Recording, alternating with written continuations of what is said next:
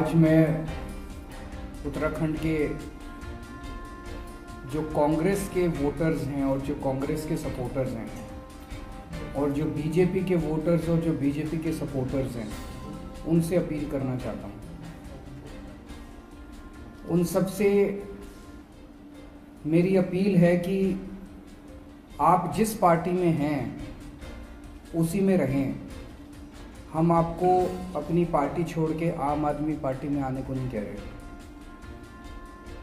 हमारी आपसे एक ही विनती है, उत्तराखंड की खातिर इस बार एक बार कांग्रेस वाले भी और बीजेपी वाले भी आम आदमी पार्टी को वोट दे देना। इस बार एक बार बीजेपी वाले भी और कांग्रेस वाले भी एक बार झाड़ू का बटन दबा देना उत्तराखंड की खातिर। मेरी कांग्रेस और बीजेपी के वोटर्स और सपोर्टर्स से अपील है, कांग्रेस के वोटर्स ने 10 साल कांग्रेस को दिए। इन 10 साल में आपको क्या मिला? क्या कांग्रेस ने उत्तराखंड के लिए कुछ किया? क्या कांग्रेस ने आपके लिए कुछ किया? क्या कांग्रेस ने आपके परिवार के लिए कुछ किया? क्या कांग्रेस ने आपके बच्चों की शिक्षा के लिए कुछ किया? क्या कांग्रेस ने आपके घर के बच्चों को नौकरी दी? क्या कांग्रेस ने आपके इलाके में स्वास्थ्य सुविधाएं इंतजाम किया? अगर नहीं किया तो कांग्रेस को वोट देने से क्या फायदा? फिर भी मैं आपको ये नहीं कह रहा कि आप कांग्रेस छोड़ के आम आदमी पार्टी में आओ। आम आदमी पार्टी एक नई पार्टी है। आपने 10 साल कांग्रेस को दिए और 5 साल भी दे दोगे तो कोई फायदा नहीं है। ढर्रा वैसे का वैसे ही चलेगा जैसे अभी तक चल रहा था। वैसे ही चलनी सरकार, वैसे ही चलना उत्तराखंड अगर कांग्रेस आ गई तो हमारी आपसे विनती है, आम आदमी पार्टी एक नई पार्टी है, नए चेहरे हैं, नई सोच है, नया सीएम चेहरा है, ईमानदार सीएम चेहरा है, दिल्ली में काम करके दिखाया है। आम आदमी पार्टी के पास नए नए आइडियाज हैं, एक पूरा उत्तराखंड को विकास करने का एजेंडा है। हम गांव-गांव तक स्वास्थ्य सेवाएं पहुंचाएंगे। जब हम गांव-गांव तक स्वास्थ्य सेवाएं पहुंचाएंगे उसमें कांग्रेस वालों का भी फायदा होगा, उनके परिवार वालों का भी इलाज मिलेगा उसमें। हम गांव-गांव तक शिक्षा देंगे, स्कूल पहुंचाएंगे, सरकारी स्कूल अच्छे करेंगे जैसे दिल्ली में किए, उसमें कांग्रेस वालों के बच्चों का भी फायदा होगा, कांग्रेस के बच्चों का भी इलाज होगा, वो उनको भी शिक्षा मिलेगी। हम बच्चों को रोजगार देंगे, बेरोजगार बच्चों को बेरोजगारी भत्ता देंगे, कांग्रेस के बच्चों को भी मिलेगा। हम बिजली 24 घंटे करेंगे, कांग्रेस के हमारे जो साथी हैं उनके घर में भी बिजली 24 घंटे जाएगी।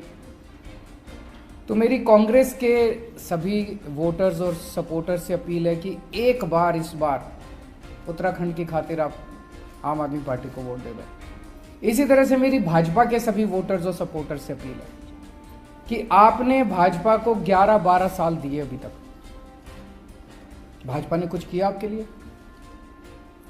इस बार तो 3 मुख्यमंत्री और बदल दिए। जब मुख्यमंत्री बार बार बदलेंगे तो क्या काम होगा? आपके परिवार के लिए कुछ किया हो भाजपा ने, आपके बच्चों के लिए कुछ किया हो, उत्तराखंड के लिए कुछ किया हो? कुछ भी तो नहीं किया। आपके इलाके में अच्छे स्कूल बना दियो, अच्छे अस्पताल बना दियो, कुछ भी तो नहीं किया। उनको 5 साल और दे दो, ढर्रा वैसे का वैसे ही चलेगा, कुछ नहीं बदलना। अभी तक जैसे चल रही है सरकारें वैसे ही चलेंगी, वैसे ही भ्रष्टाचार चलेगा, वैसे ही लूट चलेगी, वैसे ही कुछ नहीं होना। आम आदमी पार्टी नई पार्टी है, नए चेहरे लेके आई है, नए सोच लेके आई है, इसीलिए हमारे पास पूरा एजेंडा है उत्तराखंड के लिए कि हम उत्तराखंड में सरकारी स्कूल अच्छा करना चाहते हैं। दिल्ली में करके आए हैं, जैसे दिल्ली में किए। हम गांव-गांव तक स्वास्थ्य सेवाएं पहुंचाएंगे, फ्री में सबका इलाज करेंगे, उत्तराखंड के सब लोगों का इलाज फ्री में होगा, 24 घंटे बिजली करेंगे। उसमें भाजपा के कार्यकर्ताओं को, भाजपा के सपोर्टर्स को, भाजपा के वोटर्स को भी ये सारी सुविधाएं मिलेंगी। तो मेरी ये आज प्रेस कॉन्फ्रेंस के ज़रिए मैं केवल और केवल बीजेपी और कांग्रेस के वोटर्स और सपोर्टर्स को अपील करना चाहता हूं कि उत्तराखंड की खातिर, देश की खातिर एक बार, कोई फ़र्क नहीं पड़ता, इतने मौके आपने दिए, एक बार आम आदमी पार्टी को मौका दें। हमारा आपको वादा, इन दोनों पार्टियों ने मिलके, कांग्रेस ने और बीजेपी ने, दोनों ने मिलके 21 साल में 72,000 करोड़ रुपए का कर्जा चढ़ा दिया उत्तराखंड के ऊपर। इसकी जवाबदेही तो उनसे लेनी चाहिए। हमारा आपको यकीन दिलाते हैं कि 5 साल के अंदर पिछला कर्जा भी माफ़ वो कर देंगे, ख़त्म, प्रॉफिट में सरकार को ले आएंगे और इतनी सारी सुविधाएं देंगे। हम दिल्ली में करके दिखाया है हमने, हम कर सकते हैं। अगर आपके कोई प्रश्न है तो आप बताइए। प्रधानमंत्री नरेंद्र मोदी ने कल पार्लियामेंट में कहा है कि कांग्रेस वाले और आम आदमी पार्टी वाले दिल्ली में जो प्रवासी उत्तराखंड के थे, उत्तर प्रदेश के थे, बिहार के थे, उनको सबको भगा रहे थे और टिकट नहीं दे रहे थे और उनकी लापरवाही से कोरोना गए किया।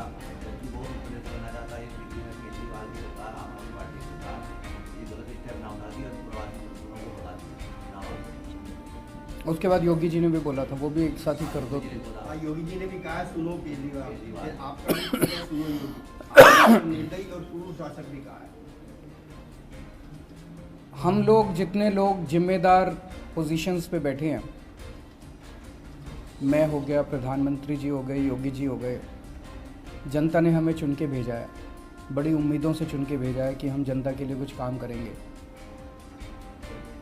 हम लोगों का आपस में इस तरह से तू मैं करना अच्छी बात नहीं है। हम लोगों का आपस में इस तरह से गाली गलौज करना अच्छी बात नहीं है। हम लोगों का आपस में इस तरह से आरोप प्रत्यारोप करना, फिंगर पॉइंटिंग करना अच्छी बात नहीं है। जनता, हम चाहे अलग अलग पार्टियों के, चाहे जो भी हो, अलग अलग आइडियोलॉजीज़ के जो भी हो, जनता उम्मीद करती है कि हम सारे मिलके लोगों के लिए काम करेंगे। कल जब इन लोगों के मेरे खिलाफ बयान आए तो मैं भी काफ़ी आश्चर्यचकित रह गया। कोई उसका प्रोवोकेशन तो था नहीं, कोई ज़रूरत तो थी नहीं, कोई मुद्दा तो था नहीं।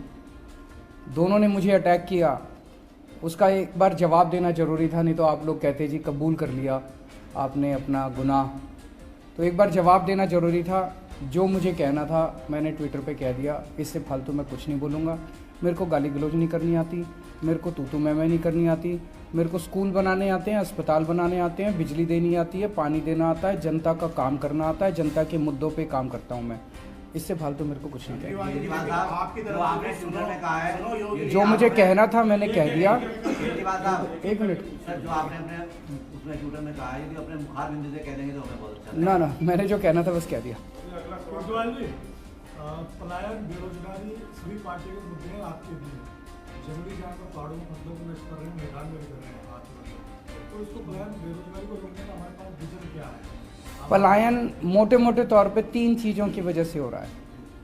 गांव-गांव के अंदर स्वास्थ्य सेवाएं नहीं है, गांव-गांव के अंदर शिक्षा की कोई व्यवस्था नहीं है और बच्चों के पास रोजगार नहीं है। ये 3 चीज़ें हैं। इन तीनों चीज़ों को हम सक्सेसफुली दिल्ली में सफलतापूर्वक हमने एड्रेस किया है। दिल्ली में शानदार सरकारी स्कूल बनाए, नए स्कूल भी बनाए, पुरानों को ठीक किया। सारी यहाँ भी करेंगे, हमें करना आता है, हमारी नीयत भी है। जितने मौजूदा सरकारी स्कूल हैं उनको ठीक करेंगे। जिन जिन गांव में स्कूल नहीं है वहाँ या तो नए स्कूल खोलेंगे या बसें लगाएंगे। अच्छे सरकारी स्कूल बना के 5-7 गाँव के बीच में एक स्कूल बना दिया, वहाँ से बसें लगा के और वहाँ पे स्कूल में ले आए बच्चों को। इसका पूरा खाका इन्होंने तैयार किया हुआ। इनसे मेरी बहुत लंबी लंबी चर्चाएं हुई हैं। तो सरकारी स्कूल अच्छे करेंगे, शिक्षा अच्छी करेंगे।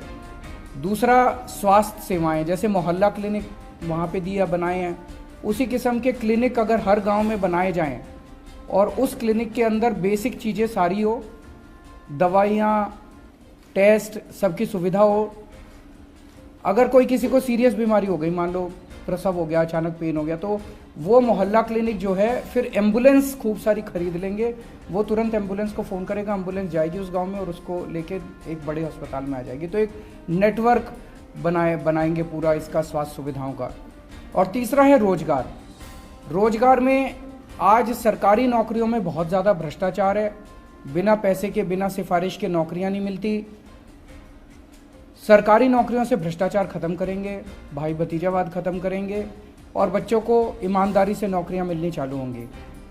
1 लाख नई सरकारी नौकरियां बच्चों को देंगे, उसमें जो पुरानी वैकेंसीज़ हैं वो भरेंगे और नई वैकेंसीज़, इतने स्कूल बनाएंगे, अस्पताल बनाएंगे, मोहल्ला क्लिनिक बनाएंगे, डोर स्टेप डिलीवरी करेंगे, तो नई कई सारी पोस्टें निकलेंगी।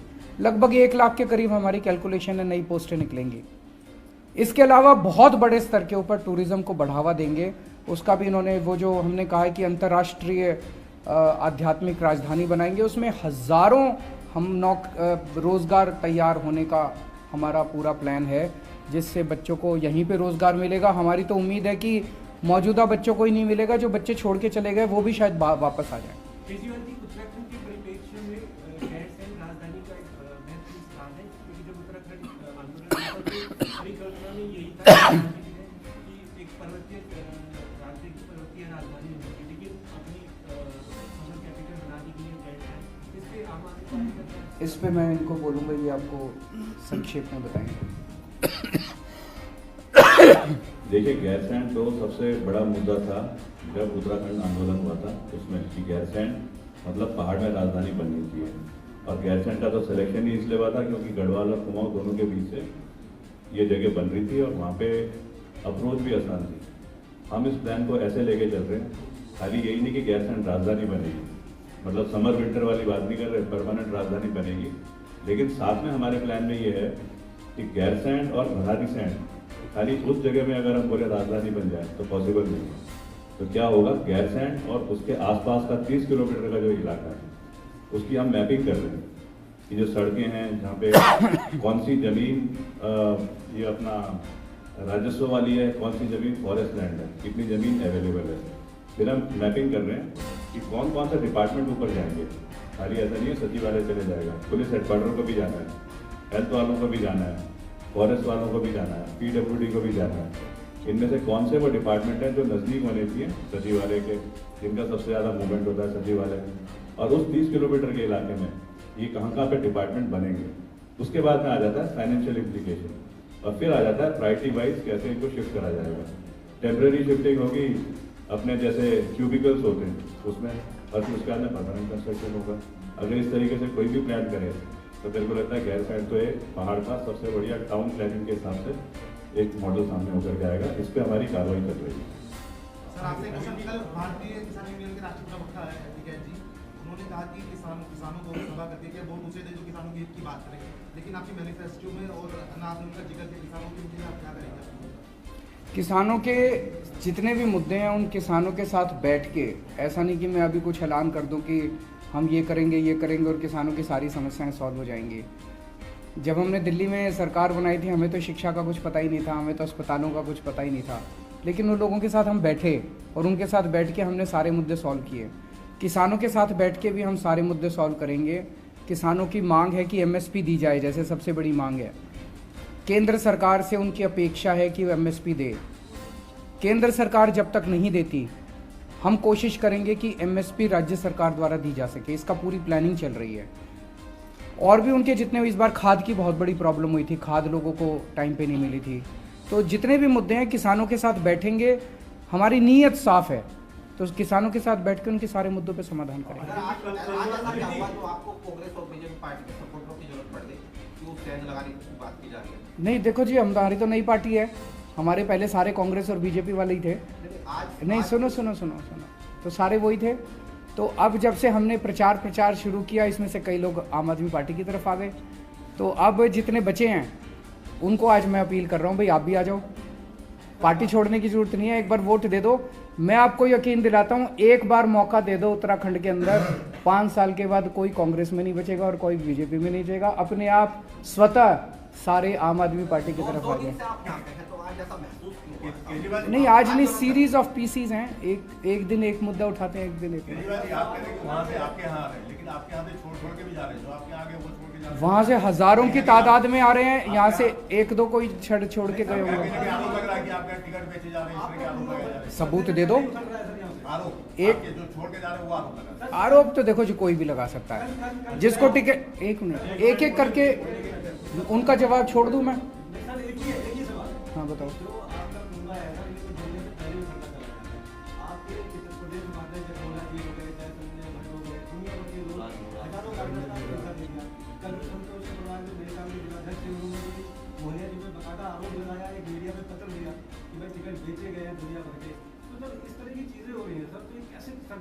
हर पार्टी में होता है। सुनो एक बारी, मेरी पूरी बात सुन लो। एक कंस्टिट्यूएंसी में 3 टिकट के दावेदार हैं, एक को टिकट मिलती है, 2 को नहीं मिलती। अब जिन 2 को नहीं मिलती उसको उनको पार्टी बिठा के मनाती है, यार मान जाओ कोई बात नहीं, एक को ही टिकट मिलनी थी, बाकी को तो नहीं मिल सकती, पार्टी के साथ काम करो। कुछ लोग मान जाते हैं, कुछ लोग नहीं मानते। तो जब वो छोड़ते हैं, कोई कहता है टिकट बेच दी, कोई कहता है पार्टी में तानाशाही हो गई, कोई कुछ कहता है, कोई कुछ कहता है। मैंने ओपन चैलेंज किया हुआ है, हमको टिकट बेचने का या खरीदने का सबूत दे दो, शाम तक पार्टी से केवल नहीं निकालूंगा, जहन्नुम तक पीछा करूंगा उसका, उसको छोड़ने वाला नहीं मैं जिंदगी में। 1 मिनट सुनो, 1 मिनट सुन लो, अब सुनने की भी काबिलियत रखो। छोड़ूंगा नहीं मैं, कुछ भी हो जाए। मैं भ्रष्टाचार बर्दाश्त नहीं कर सकता। अपने मंत्री को निकाल दिया था कैबिनेट में मैंने दिल्ली में, एक छोटा सा सबूत आया था मेरे पास। अगर किसी ने टिकट बेची और किसी ने टिकट खरीदी हमारी पार्टी के अंदर, उसको जेल भिजवा के रहूंगा मैं, उसको केवल पार्टी से नहीं निकालूंगा। बाकी ऐसे राजनीतिक तौर पे तो आरोप प्रत्यारोप चलते ही रहते हैं। केजरीवाल जी, उत्तराखंड में मामला उठा है मुस्लिम यूनिवर्सिटी का कि कांग्रेस के एक जो है बागी नेता ने आरोप लगाया कि मुझे हरीश रावत ने देखो जी, जो भी यूनिवर्सिटी बने सबके लिए बननी चाहिए, कोई एक धर्म के नाम पे या इस पे नहीं होना चाहिए। सबके बच्चे पढ़े हैं, जैसे मैंने कहा हम स्कूल बनाएंगे, उसमें मुसलमानों के बच्चे भी पढ़ेंगे, हिंदुओं के बच्चे भी पढ़ेंगे, सिखों के भी पढ़ेंगे, जैनियों के भी पढ़ेंगे, क्रिश्चियन, सबके बच्चों के लिए यूनिवर्सिटी बननी चाहिए, सबके लिए कॉलेज बनना चाहिए, सबके लिए वो बनना चाहिए। फाइनल था ये कल का, जिसमें पंजाब में अधिकतर सर्वे में आपकी सरकार बन रही है या आप सबसे बड़ी पार्टी बन रहे हैं, लेकिन उत्तराखंड के लिहाज से 3 सीटें ही नजर आती हैं। फाइनल ओपिनियन पोल में भी ये स्थिति है जो बढ़कर नजर नहीं आ रही। तो एक तो अच्छी खबर है, खुशखबरी है, अभी पंजाब में सरकार बन रही है। तो मेरी उत्तराखंड की जनता से अपील है कि पंजाब में भी बन रही है, पंजाब के लोग भी भरोसा कर रहे हैं, आप भी बनाओ। लेकिन उत्तराखंड में हमारा ये पहला चुनाव है, पंजाब में ये दूसरा चुनाव है। पंजाब में एक तरह से 3-4 चुनाव के डेटा है। जब भी एक नई पार्टी आती है, उस नई पार्टी के वोट्स का आकलन करना बहुत मुश्किल होता है। मैं दिल्ली का एग्जांपल देता हूं। दिल्ली में जब हम पहली बार 2013 में चुनाव लड़े थे, 8 दिसंबर को चुनाव था। नवंबर के महीने में जो सर्वे आए, वो सर्वे दिखा रहे थे हमारा 6% वोट शेयर है, एक भी सीट नहीं आ रही, सारों की जमानत जब्त हो रही है। ये सर्वे नवंबर के 1 महीना पहले। उसके बाद हमारी सरकार बन गई, 28 सीट आई, 28 सीट के बाद सरकार बन गई। तो जो भी नई पार्टी होता है उसका वोट आंकलन करना बड़ा मुश्किल होता है। यहाँ पे कल कुछ एक मीडिया के साथी थे, जब इंटरव्यू कर रहे थे, बोले जी आपकी 10 आ रही है हमारे हिसाब से। चलो 10, मैंने कहा यार दिल्ली में तो एक भी नहीं दे रहे थे, आप 10 से शुरू तो कर रहे हो एक नई पार्टी को, आप कह रहे हो 4 आ रही है। इंतज़ार कीजिए। आज उत्तराखंड के अंदर लोगों को, मैं आपसे पूछता हूँ कि कोई कांग्रेस को वोट क्यों दे?